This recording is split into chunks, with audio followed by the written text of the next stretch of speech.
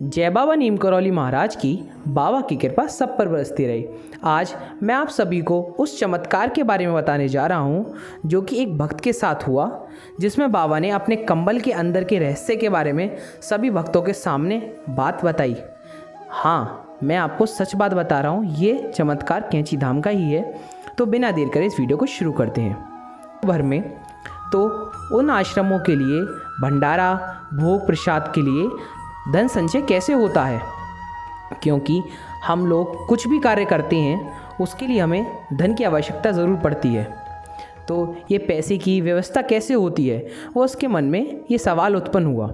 जब ये सवाल उत्पन्न हुआ उसके मन में, वह पूछने के लिए बाबा से आज्ञा नहीं ले पा रहा था। क्यों? क्योंकि उसे बहुत डर सा लग रहा था और तो और उसे कुछ हिचकिचाहट हो रही थी सभी भक्तों के बीच में इस प्रश्न को पूछने में। तो थोड़ी ही देर में सभी भक्त लोग इधर उधर हुए, किसी न किसी मंदिर में या किसी न किसी वजह से बाबा से सवाल जवाब करने के बाद भक्त इधर उधर हुए। तभी बाबा ने उससे ये पूछा कि बता, तेरा क्या सवाल है। तो वह मन में सोचने लगा कि मैंने तो बाबा को कुछ भी नहीं बताया, बाबा को कैसे पता चला। जैसा कि मैंने आपको हर वीडियो में बताया है कि नीम करौली बाबा अंतर्यामी थे, उन्हें हर चीज़ पता थी और उनसे कोई भी चीज़ छुपी हुई नहीं है अपने भक्त लोगों की। तभी उसने फिर अपने सवाल को बाबा के आगे रखा कि बाबा, इस 108 आश्रमों में आपके ये भंडारा भोग प्रतिदिन चलता रहता है, कोई भी भक्त लोग आता है वो बिना भोग प्रसाद लिए जाता नहीं है, तो इस सब चीज़ के लिए धन संचय कैसे होता है, यानी पैसे की पूर्ति कैसे पड़ती है बाबा। तभी बाबा ने कुछ ना कहते हुए बस ये बात कह दी कि जा तू मेरा कंबल उठा ला। बाबा ने कहा जा तू मेरा कंबल उठा ला। तभी वह भक्त भागा भागा बाबा के इस कार्य को करने में चला गया। वह कंबल थोड़ी दूर पे तख्त पर रखा था। तभी उस भक्त ने वह कंबल को उठाया। जैसे ही वह कंबल उठाता है उसमें हर करेंसी के नोट गिरने लगते हैं। हर करेंसी का मतलब ये है कि देश विदेश के हर प्रकार के नोट गिरने लगते हैं। जैसे विदेशों में डॉलर चलता है, भारत में रुपया, इसी प्रकार के हर करेंसी के नोट गिरने लगे और नोटों की वर्षा होने लगी। तभी वहाँ पर नोटों का अंबार खड़ा हो गया। जैसे ही वहाँ अंबार खड़ा हुआ, वह भक्त डर गया और बाबा के चरणों में आके सिर झुका के गिर गया। तभी बाबा ने कहा कि समझ में आ गया कहाँ से धन संचय होता है। अब ये सारी बात सभी भक्तों के सामने हुई। फिर बाबा ने एक छोटी सी सीख दी सभी भक्तों को। वह छोटी सी सीख ये थी कि ये जो धन होता है, ये जो पैसा है, ये केवल हाथ का एक मैल है।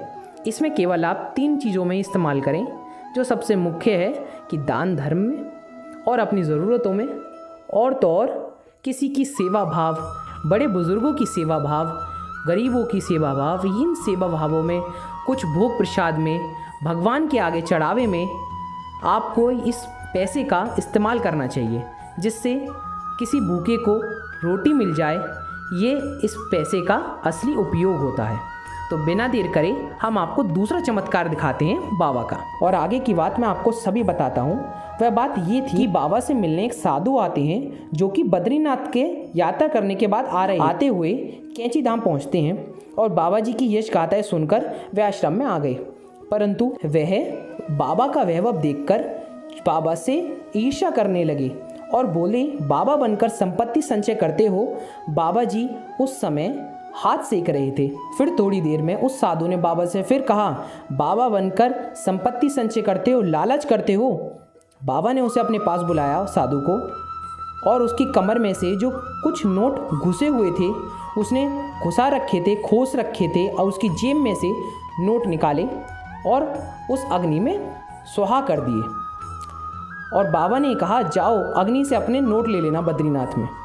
थी कि बाबा को ये बात कैसे पता चली कि नीम करौली बाबा ने उसे ये बता दिया कि बद्रीनाथ से वह आया है। ये सारी बातें केवल वही जानता था और कोई नहीं, और प्रभु जानते थे। ये सारी बात बाबा कैसे जान गए, वह उस बात से आश्चर्यचकित हो गया। और बाबा ने फिर एक और चमत्कार कर दिखाया। बाबा ने कहा, वर्तमान समय में साधु गेरुआ वस्त्र धारण करते हैं, उन्हें साधु कहा नहीं जाता। साधु वो होते हैं जो सन्यास का मूल उद्देश्य समझे। ये बाबा ने कुछ बात बताई, और फिर बाबा ने क्या करा, अग्नि में से अपने चिमटे से एक एक करके हर तरीके के, हर प्रकार के नोट निकालने शुरू कर दिए। हर करेंसी के भी नोट निकालने शुरू कर दिए। धीरे धीरे वहाँ पर नोटों का अंबार खड़ा कर दिया। तब वह साधु भी बाबा के चरणों में गिर गया और बाबा से बोला कि बाबा मुझे क्षमा करो, मुझे अपने घमंड और इस लालच से मुक्त करो, मैं आपकी शरण में आना चाहता हूँ। बाबा ने यही कहा, शरण में आने के लिए आपको केवल प्रभु की आज्ञा माननी पड़ेगी, और प्रभु की आज्ञा ये है कि लालच और घमंड को छोड़ दो, मैं आपके साथ रहूँगा हमेशा। ये बात बाबा ने कही और बाबा ने कुछ बात और बताई उस साधु जी को। वह साधु को ये बात बताई कि साधु सन्यासी गढ़ जनसंख्या के लिए नहीं होते धरती पर, वह सब लोगों के लिए तपस्या करते हैं। वेदत्व का ज्ञान, उपनिषदों का ज्ञान, जीवन को त्याग और वैराग्य से जीते हुए ईश्वर में भक्ति में विलीन करने के लिए प्रभु के लिए सभी भक्तों से आशीर्वाद मांगते हैं। ये असली सन्यासी की पहचान है। यह बात बाबा की सुनकर सभी भक्तों ने बाबा के चरणों में नतमस्तक अपने माथे को रखा और सभी बड़े खुश हो गए, और उस साधु का, सन्यासी का घमंड और लालच खत्म हो गया। ये दोनों चमत्कार मैंने आपको इसलिए बताए क्योंकि ये दोनों चमत्कार बहुत ही अविश्वसनीय और अकल्पनीय चमत्कारों में से एक है। क्योंकि बहुत लोग धन को ज़्यादा महत्वता देते हैं, परंतु कि प्रभु केवल यही कहते हैं कि इस धन का संचय आपको तभी करना चाहिए, केवल इसका थोड़ा बहुत हिस्सा आपको दान में ज़रूर देना चाहिए। दान का मतलब ये नहीं है कि आप किसी मंदिर के पेटी में डाले आएँ, ये मतलब नहीं है आप किसी भूखे को कुछ रोटी खिला दें, या बंदरों को केले खिला दें, या गाय को रोटी खिला दें, और तो और कुछ भिखारियों को कुछ खाने पीने के लिए दे दें, तो यही बहुत बड़ा कार्य है। तो आज की वीडियो बस यहीं ख़त्म करते हैं। अगर आप ये वीडियो YouTube पर देख रहे हैं तो प्लीज़ चैनल को सब्सक्राइब करें, और अगर आप इस वीडियो को Facebook पर देख रहे हैं तो कृपया करके चैनल को फॉलो करें और बाबा के इस पेज को लाइक करें, जिससे आपको रोज़ वीडियो बाबा की मिलती रह करेंगी। जब तक के लिए जय बाबा नीम करौली महाराज की जय।